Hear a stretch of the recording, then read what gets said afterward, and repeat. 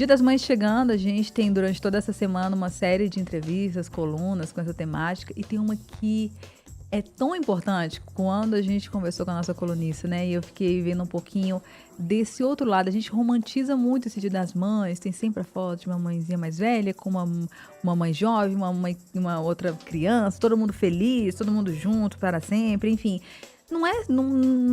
As coisas não funcionam sempre assim, né? Tudo esse mar de rosas. E a gente vai falar sobre esse tema hoje, sobre esse assunto na nossa coluna desta quinta-feira. Mesa para dois, papo de bem com a mente, com Vanessa Lacombe. Vanessa Lacombe, seja muito bem-vinda ao Mesa para Dois agora. Se você já estava muito bem com a Viviane Costa, agora comigo nesta mesa, nesse estúdio, é um prazer enorme te receber. Ah, Babi, imagina, é um prazer estar aqui também com você, né? Já ouvi tanto, eu sou ouvinte da rádio, então já ouvi tanto Mesa para Dois e é uma alegria poder estar aqui com você também. Obrigada. E eu agradeço por esse tema que você trouxe, né? Eu acho que cada vez mais pessoas estão despertando, porque a gente é inundado, enxurrado, tem uma, assim, é soterrado de informações, de imagens, de falas sobre a maravilhosidade do Dia das Mães. Só que essa data pode ter um gatilho, não é desse jeito para todo mundo, jeito que às vezes muitos comerciais, muitas pessoas pintam esse Dia das Mães, né, Vanessa? Eu achei tão legal você trazer essas outras visões da maternidade. É, né, Babi, porque é isso, a gente está, como você falou, inundado por uma idealização de um ideal materno, né? Então, assim, esse ideal materno, só que ele não é real sempre, né? Assim, o que a gente idealiza, o que a gente vê, o que está sendo propagado, às vezes é tão diferente daquilo que a gente vive e a gente se sente sem lugar, assim, deslocado, né? Falo, mas como assim, né? Assim, a minha relação ou com a minha mãe ou com o meu filho não é dessa forma. Então a gente precisa desconstruir esse ideal, a gente precisa falar do real, porque tem gente que sofre, tem gente que está entrando aqui agora no mês das mães, né? E está sofrendo. E isso pode acontecer por inúmeros motivos, né? Então, por várias por quê? razões. Por que essas razões, assim, que se levantar algumas ações, por que essa data pode ser tão difícil de lidar para algumas pessoas? Então, Babi, desde uma situação, por exemplo, de luto, né? Então, tanto a gente adulto que já perdeu a mãe e que essa data traz, né, esse peso grande de entrar em contato com essa dor, com essa ausência que ocupa um lugar tão, tão concreto, tão real, né? Seja de uma mãe que perdeu um filho e que não tem o seu filho ali para estar junto, seja de uma pessoa que viveu uma relação conturbada com a sua mãe e aí tem que, né, socialmente, entre aspas, prestar reverência a essa figura materna, mas que não necessariamente é uma figura afetiva, uma figura carinhosa, ou a forma como eu vivi a minha relação com a minha mãe, e internalizei isso, como que isso ficou registrado para mim? E chegar nessa data e ter que enfrentar isso, porque às vezes são relações abusivas, né? Às vezes são mães com transtorno de personalidade, né? A gente ouve muito falar hoje das mães narcísicas, né? Como isso impacta nas relações. Então, ou, por exemplo, você teve uma mãe muito rígida e isso te afastou, né? Uma mãe que não estava ali afetivamente disponível para você. Né? Então, como que isso se deu na sua formação de vínculo com a sua mãe, no seu apego, né? A gente hoje conhece muito sobre a teoria do apego. Então, como que esse apego, esse vínculo, esse apego teve presente na minha relação com a minha mãe? E como que hoje eu tenho que, de novo, entre aspas, né? Obrigada. Estar nessa referência de uma mãe, de uma figura materna idealizada comercialmente, mas que eu não vivo dessa forma. Né, que a minha relação não está dessa forma com a minha mãe. E aí, isso pode gerar uma angústia muito grande. Nossa, Vanessa, suas palavras parecem um abraço. Acho que assim, para vários casos que a gente observa e para vários ouvintes que estão em algum desses momentos, assim, de vida. A gente sabe, assim, eu tenho amigos que tentaram esses filhos, perderam filhos, estão nessa busca pela maternidade. E quanto essa data mexe, dói, se eu ainda tô nessa meu fase de puerpério, assim, meu olho enche de lágrima, de imaginar isso, e só de imaginar, imagina as mães que estão vivendo isso, que viveram esse luto, ou estão nessa busca de ter um filho e ainda não conseguem, ou então quem tem essa relação, eu acho que é difícil falar assim, mas é mãe, mãe é mãe, mas é mãe não. Não é mãe, mãe não é mãe, não é mãe não. Você tem mãe que acaba tendo um relacionamento sendo danoso, assim. É bom até o filho cortar a relação, nem seja por um tempo, até amadurecer, para se proteger também. E é difícil a gente falar sobre todos esses casos, mas é tão importante você trazer esses momentos. E isso afeta a vida como um todo, né? Assim, por mais que eles tenham uma relação no começo, às vezes a mãe já até faleceu, mas causa gatilhos não muito felizes que pode afetar a sua vida hoje, né? Exato, Babi, exato mesmo, assim. Eu acho que você trouxe um ponto muito importante, porque a mãe, assim, né, a entrada... A mãe é a primeira pessoa com quem o bebê se relaciona na vida dele, né? Assim, a gente fala aí, os teóricos, né, cientificamente, a gente fala assim daquela primeira figura de apego. Normalmente é a mãe quem exerce esse papel, né? Então, é ali que eu vou aprender a me relacionar, que eu vou aprender a me enxergar enquanto ser humano. E a partir disso, eu vou desenvolver as minhas relações. Então, na medida em que eu vivo essa relação, ela é uma matriz relacional, ela é tão forte, ela é a base A de gente, que tudo. responsabilidade também.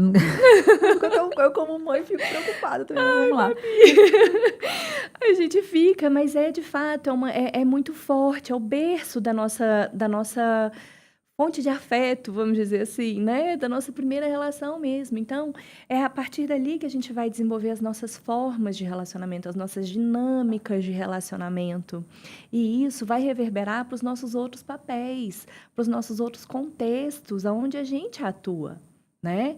Então, por exemplo, uma pessoa que teve uma mãe muito rígida, que cobrou muito desempenho e que não estava tão disponível afetivamente, né? Mas que tinha ali uma cobrança de desempenho, tudo. É uma pessoa que pode ter uma tendência, né, a ter dificuldade de formar vínculos afetivos. Uma pessoa que tem dificuldade, por exemplo, que tem um foco muito grande em resultado, em trabalho, e não consegue, por exemplo, receber um elogio, porque ela está muito presa ali naquele desempenho, sabe? Ela só consegue ver valor quando ela entrega resultados. Olha, Só consegue ver valor poderoso nela mesmo, ou no outro, ou na relação, né? Precisa ser uma relação que entrega, que traz resultado, sabe? Ou, por exemplo, uma pessoa que evita entrar em contato porque teve uma mãe muito distante afetivamente, então ela não sabe se relacionar com profundidade, com afeto, com carinho. Então, ela evita ter relações mais profundas, mais duradouras, relações mais... com uma troca mais real. Né? E às vezes ela nem se dá conta disso, tá, gente? A gente tá falando aqui que evita. Sim, parece que é uma coisa consciente. Isso, e não necessariamente é uma coisa consciente, tá? Às vezes é só um padrão que você estabeleceu ali que, meu Deus, né? E agora? Ou, por exemplo, mães emocionalmente instáveis podem gerar filhos que estão ali sempre numa necessidade de agradar ou sempre num estado de alerta, né? Porque se eu aprendi que a minha mãe é muito instável, então quando para me relacionar com ela, eu precisava saber que mãe que vai chegar agora, né? Então, eu tô sempre em alerta nas minhas relações, nas pessoas com quem eu me relaciono, eu tô sempre em alerta. Ai, meu Deus, como é que vai ser? Então, eu não consigo estar inteira, sabe? Nossa, que Reverbera muito, gente, né? reverbera muito, assim. E aí, a partir desse espaço, Vanessa, a gente está entrevistando a doutora Vanessa Lacombe. A Vanessa Lacombe, ela que traz sempre pra gente, ó, save the date, tá? Salva aí na sua agenda toda quinta-feira, ligar aqui por volta desse horário Nova Brasil FM pra ter essas palavras maravilhosas da Vanessa. Aí, a partir desse momento que a gente começa a entender, porque é difícil até isso, né? É um movimento tão repetitivo, tão intrínseco da gente, a gente nem consegue se deslocar para ver que está tendo um comportamento que pode ter uma origem nessa primeira relação. Mas a partir do momento que a gente vê, cara, não tá legal, não tô satisfeita, pode ter algumas coisas assim. A partir desse momento, qual é o caminho trilhar aqui que a gente pode estar fazendo para solucionar isso e ter uma vida mais plena, mais completa, sem tantos gatilhos? Uhum.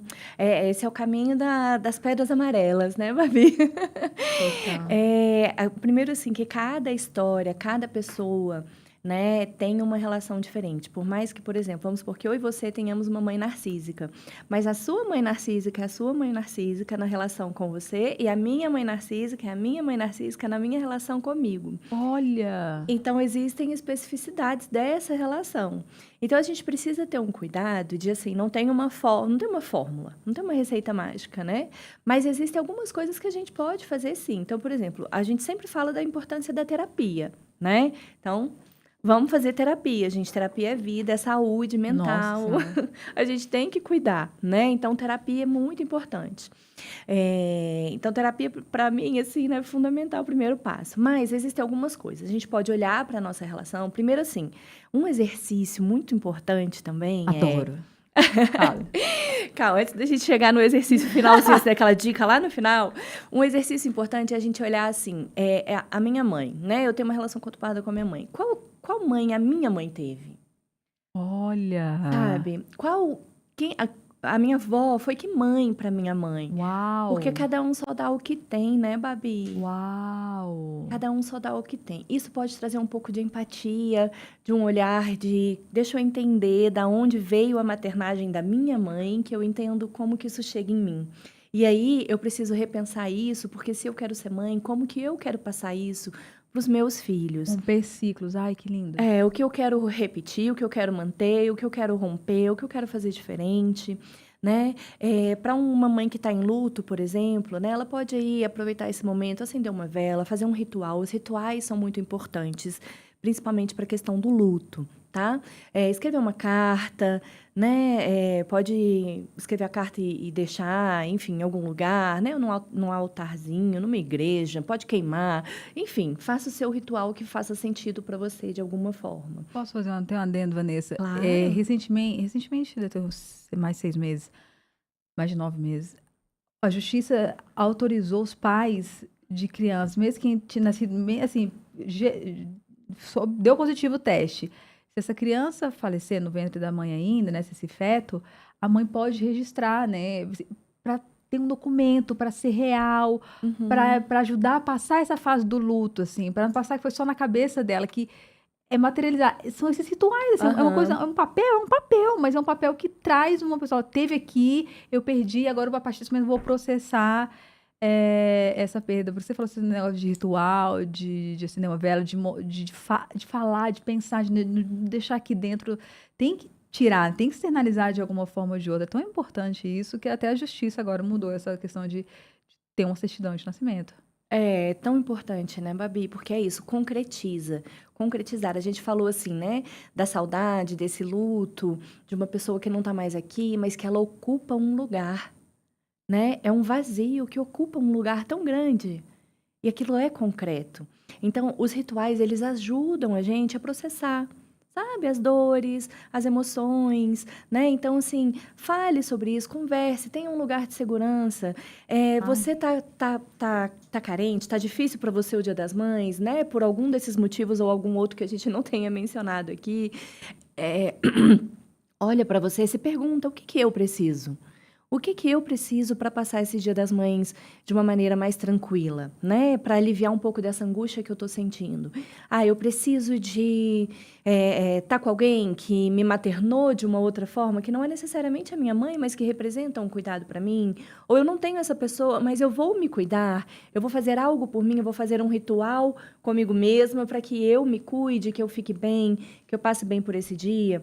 Ou eu preciso me afastar, né? Às vezes, porque a sociedade cobra que você esteja com a sua mãe, mas se você não tem uma boa relação, talvez não seja o caso de você passar o seu Dia das Mães com a sua mãe, né? Respeite o seu limite, o seu momento, sabe? O que faz sentido para você. Isso é muito, muito, muito importante, Babi. Ai, que maravilhosa, gente. E você também tinha levantado outras questões, né? Assim, de quem tem uma relação conturbada, tem um tipo de ação, de auto-perdão também. No caso de você achar que falhou de alguma maneira como mãe, que tem muito isso também. Sim, Babi, perfeito. Isso mesmo, né? Às vezes tem isso. E aí entra um pouco dessa pergunta que a gente fez agora há pouco. Qual mãe eu tive? né? Eu dei o meu melhor, eu enquanto mãe, né? Acho que eu hoje não tenho uma boa relação com os meus filhos, né? Eu dei o meu melhor, eu dei o que eu pude, né? Ainda tem algo que eu possa fazer para resgatar essa relação? Tem algo que cabe a mim, que eu posso, algum movimento que eu possa fazer? Faz. Se você sente no seu coração que você quer fazer, faça, né? Mas esse auto-perdão é muito importante também, desse olhar de eu fiz o que eu dei conta com o que eu tinha de recurso na época, sabe? Hoje eu penso diferente, mas hoje você já é outra pessoa, seus filhos já são outros, né? O mundo já mudou. Então, assim, ter esse olhar de empatia com a gente mesmo também é muito importante, né? Para que a gente se acolha, né? O se acolher é muito importante. E de novo, se tem algo que você acredita que você possa fazer para resgatar essa relação, algo que tem aí, e você sente que é o momento, faça. Já fiz muito, Vanessa, não adianta, bate na porta e a coisa não acontece. Então, fiz recentemente, então, espera um pouco, se reserva, se resguarda, né? Busca relações que te alimentam de fato, pessoas que realmente se importam e com as quais você se importa. E aí, rematriza isso, olha de uma outra forma, sabe? Tenta ressignificar essa vivência dos Dias das Mães. Isso vai ser muito importante. Ai, que lindo, gente. Essa questão de auto-perdão é tão... A gente pano pra manga aqui esse tempo. Porque numa época de rede social e que a mãe tem que achar brincadeira criativa, tem que ajudar a fazer provinha da escola, tem que dar brócolis com aveia, tem que fazer isso aqui. Quando você não cumpre essas coisas todas, você fala, caracas, eu sou muito ruim, eu sou muito péssima, eu sou uma terrível mãe. Enfim, mas a gente vai... Esse é pano pra manga daqui pra gente... Mudar muito, muita terapia, muito psicólogo. De novo, essa diferença do ideal e do real, né? Do que é possível, né, Babi? Porque é isso, que é possível, tá? Talvez o ideal fosse, né, esse mundo todo colorido de brócolis e aveia, mas não, cara, não deu. Hoje foi nuggets com batata frita, tá tudo bem, né? Você não é uma mãe pior por conta disso, sabe? Então, o ideal, ele nem sempre é possível. Né? A gente tem que buscar o que é real e que é possível. E que a gente dá conta também, né? E se a gente está entendendo que não está sendo suficiente, terapia, gente. Terapia. Bem, e sempre tem um toque final, um exercício, uma metodologia. Adoro. Vamos lá. Eu queria deixar um desafio aqui, né, pro pessoal. Não é um desafio, na verdade. É só, conta pra gente, assim, como foi essa conversa, né? O que vocês acharam. Procura nas nossas redes sociais, da Nova Brasil, a minha, da Clínica, do Espaço Imaginatório. E conta pra gente, assim, 3 coisas que você gostaria que a sua mãe soubesse, que ela ainda não sabe. Peraí, vamos lá, gente. 3 coisas... Isso. E a sua mãe... Você gostaria que sua mãe soubesse? Isso. Coisas que talvez você nunca tenha contado, ou nunca tenha tido coragem de falar, ou que você gostaria mesmo gostaria de dizer. Gostaria que ela soubesse que... Não precisa ser essa coisa ruim não, hein, gente? Apesar da gente estar falando aqui que não é um conto de fadas, né? Pode ser coisa boa também. Ser grato, que às vezes nunca fala... Você acredita que eu fiz um exercício? Nossa, mas eu chorava, porque eu choro, né? Mas assim, eu fiz um absurdo, eu chorei horrores. Fazendo exercício de fazer cartas para os pais com coisas que eu nunca falei para eles. Cara, assim, de agradecimento, de falar para os pais. Eu falei, mas eu nunca falei isso, né? Fiz. E aí, na hora de escrever isso, rapaz, mas eu só chorava. Falei, gente, eu nunca forte. Nunca escrevi um negócio desse, assim, como é que... E botar para fora mesmo, deixar claro pelo que você é grato para os seus pais. Então, realmente, gente, não precisa ser coisas... ruins, assim. Pode ser coisa assim, pra mãe ficar sabendo também com comunicação não violenta, que, assim, que machucaria, né? Mas, enfim, são coisas boas também, tudo. Gente, essa mulher é maravilhosa, a gente vai ficaria aqui o programa inteiro, 2 horas conversando com ela. Mas a gente, quinta-feira, tem novamente sempre esses bate-papos com Vanessa Lacombe. Vanessa, só dá o Instagram novamente, por favor, para quem quiser conhecer mais o trabalho, ter mais essas pílulas de conhecimento sobre saúde mental. Vanessa Lacombe mesmo, meu nome. @Vanessa Lacombe. Muito obrigada. Eu que agradeço, gente. Até semana que vem.